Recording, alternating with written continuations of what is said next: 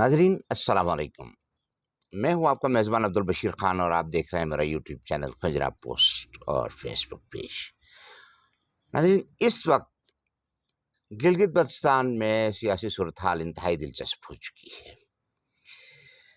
PTI के नामजद उम्मीदवार और हमख्याल ग्रुप के लीडर राजा आजम खान समेत राजा ज़करिया और उनके पूरे ग्रुप ने आज होने वाले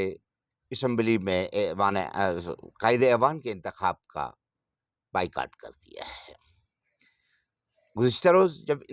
इसके नामज़दगियाँ जमा करवाई जा रही थी तो उसमें 4 अरकान ने कागज़ात नामज़द करवाए थे। फॉरवर्ड ब्लॉक, जिसकी सरपरस्ती ताकतवर हल्के और मौजूदा हुकूमत कर रहे हैं, हाजी गुलबर खान की क़यादत में हाजी गुलबर साहब ने कागज़ात जमा करवाए थे। पीटीआई के नामज़द उम्मीदवार राजा आज़म खान साहब उम्मीदवार थे। राजा ज़करिया साहब और उसके साथ-साथ जावेद मनवा साहब, इन 4 अरकान ने कागज़ात जमा करवाए थे। लेकिन आज सुबह राजा ज़करिया साहब और राजा आज़म खान साहब समेत अपोज़िशन के एक बड़े ग्रुप ने, जिसमें 13 अरकान शामिल थे, इन इंतखाबात के बाइकआउट का ऐलान किया। उन्होंने रिगिंग और दोष, धमकी और धांधली के ज़रिए इंतखाबात में जानिबदारी के मुज़ाहिरे का इल्ज़ाम लगाया और उसकी बुनियाद पे उन्होंने इंतखाबात के बाइकआउट का ऐलान किया। गुज़िश्ता रोज़ कागज़ात नामज़दगी हासिल करने के बाद जब टाइम ख़त्म हुआ, उसके बाद मुतवक्के वज़ीर आला हाजी गुलबर खान के खिलाफ एक बड़ा इशू सामने आया कि मर्दान की किसी अदालत ने 2014-2015 के जारी करदा कुछ शिकवों के बाउंस होने पे उन्हें इश्तिहारी करार दिया है। लेकिन और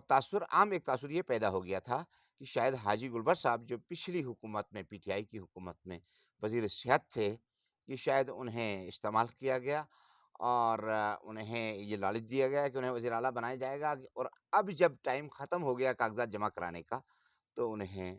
नाअहल करने का शायद ये कोई रास्ता निकाला गया है। तो एक तासुर यही था कि शायद अब ये रास्ता इस तरफ जा रहा है कि पीडीएम अपनी मर्ज़ी से, जहाँ उनके अपने 9 अरकान हैं, उसके साथ-साथ पीटीआई के अरकान में से अपनी मर्ज़ी से लोगों को मिला के अपना कोई पसंद का उम्मीदवार लेके आएँगे। लेकिन कल नून लीग ने पहले और फिर उसके बाद पीपुल्स पार्टी ने हाजी गुलबर साहब की हिमायत का ऐलान कर दिया। आम तासुर ये था कि पीपुल्स पार्टी हाजी गुलबर साहब की हिमायत नहीं करेगी, इसलिए कि हाजी गुलबर साहब गवर्नर साहब के करीब थे और पीपुल्स पार्टी के सूबाई सदर अमजद हुसैन साहब समेत बहुत से अरकान उनके हवाले से तहफ़्फ़ुज़ात रखते थे और वो उन्हें वोट देने के लिए तैयार नहीं थे। लेकिन पीपुल्स पार्टी की क़यादत ने गुफ्तगू करने के बाद ज़रदारी साहब ने उन्हें हिदायत दे दी कि नहीं, आपने हाजी गुलबर साहब को सपोर्ट करनी है। तो उसके बाद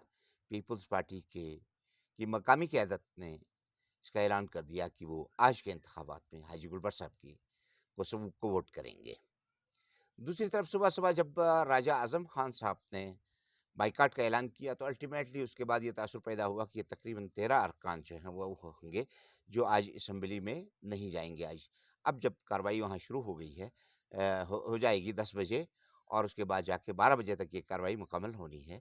तो लगता ये है कि 1 टू 1 मुकाबला होगा हाजी गुलबर साहब और जावेद मनवा साहब का। अगर ये हम ख़याल ग्रुप है, ये भी पार्लियामेंट में चला जाता, असेंबली में चला जाता, तो कभी इम्कान था कि अगर जावेद मनवा साहब और इनके दरमियान कंसेंसस होता,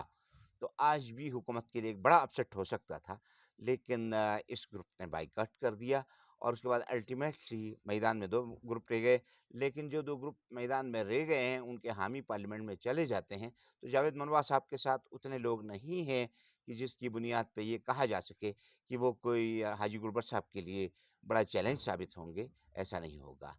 हाजी गुलबर साहब के खिलाफ कल जब नामज़दगी का टाइम ख़त्म होने के बाद नेशनल कौमी मीडिया पे जब ये खबर चली कि वो मर्दान की किसी अदालत से चेक बाउंस होने की बुनियाद पे इश्तिहारी करार दिए गए हैं, तो आम तासुर ये था कि उनका तो चैप्टर क्लोज़ हो गया اور تاثر یہ تھا کہ راجہ اعظم خان صاحب کے لیے شاید راستہ بن گیا ہے، لیکن وہ ایک تو مختلف میڈیا سے گفتگو کرتے ہوئے حاجی گلبر صاحب نے یہ فرمایا کہ یہ 2014-15 کی کوئی بات ہے، ہمارے بہت بڑے کاروباری پارٹنرز ہیں وہاں پر، ان کے ساتھ ناراضگیاں اختلافات ہوتے رہتے ہیں، تھے اس وقت کی کوئی بات تھی، چیک ہو سکتا ہے کسی وجہ سے باؤنس ہوا تھا، جو بھی ہوا تھا، لیکن یہ کہ وہ معاملات بھی سیٹل ہو گئے ہیں اور ہمارا اس طرح کا کوئی ایشو آج ہے نہیں۔ تو اس کے بعد پھر ظاہر بات ہے کہ ان کے پیچھے موجودہ پی ڈی ایم حکومت بھی ہے، اور ان حالات میں جب جن کے پیچھے اس وقت کی طاقتیں ہوں تو آپ سمجھ سکتے ہیں کہ اگر آئین اور قانون میں کہیں کوئی شکم ہو بھی تو وہ کوئی مسئلہ نہیں ہے۔ تو یقیناً جو ہمیں نظر آ رہا ہے 12 بجے تک کی اس بات کا قوی امکان ہے کہ حاجی گلبر صاحب گلگت بلتستان اسمبلی کے اگلے قائد ایوان ہوں گے۔ گزشتہ روز راجہ اعظم خان صاحب، حاجی گلبر صاحب، جاوید منوا صاحب، راجہ زکریا صاحب نے کاغذات جمع کروائے تھے، پھر رات گئے راجہ زکریا صاحب اور راجہ اعظم صاحب ایک چیپٹر پہ آ گئے تھے، ایک ہی پیج پہ تھے۔ رات کو راجہ زکریا صاحب کے گلگت میں موجود رہائش گاہ پہ ان کی میٹنگ ہوئی، اور اس کے بعد انہوں نے مشترکہ طور پہ یہ فیصلہ کیا کہ یہ آج کی اس کارروائی کا بائیکاٹ کریں گے۔ اس کے بعد الٹیمیٹلی راجہ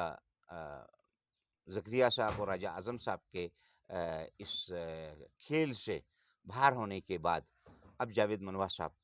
اور